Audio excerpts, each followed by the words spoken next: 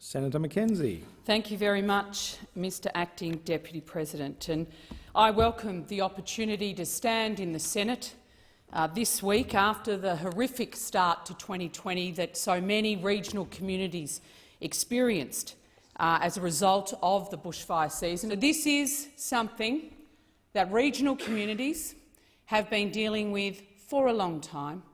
And because our side of politics understands these communities, we live in these communities, we raise our children in regional Australia, to be lectured by the sanctimonious, self-righteous left, the Labor Party and the Greens, I might add, on how best to assist small businesses and regional communities in the urgent response phase, in the recovery phase, which will actually go on for many years, really goes beyond the pale. We're not responding, I guess, to people that might have turned up at a Parliament House this week and are choosing to speak to certain senators about the issues.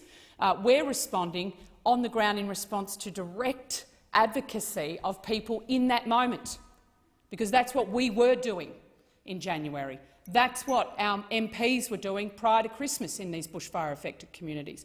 So our response is very much grounded in the lived experience of small business owners. So payments have been going out the door, straight to those who are in need of financial support right now. Our farmers, our fishers, our foresters, very quick disaster recovery payments for them with that very urgent assistance required to rebuild, to re-fence, to get that second generator.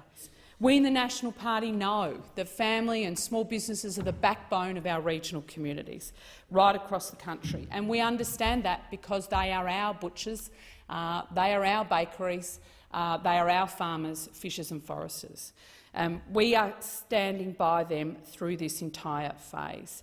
I guess because we on this side of the chamber believe that regional Australia has a very bright future, and we know that these small businesses are the backbone of our regions. We know that bushfires are a part of what happens in our communities.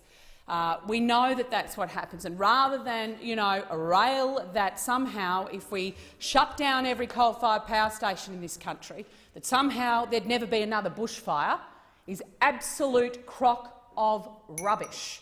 Absolute crock of rubbish. Absolute crock of rubbish. What about, I would like to know what the Greens and the Labor Party's view is on hazard reduction burning, on how we manage our fuel load in our state and national parks, and what are you actually going to do about that? And why, in my home state of Victoria, does the state Premier refuse to make sure recommendations after the travesty that my state went through on Black Saturday, doesn't have the guts to stand up against the left-wing Green mafia in Melbourne and do the right thing by regional Victorians and manage the loads, manage the fuel reduction burning.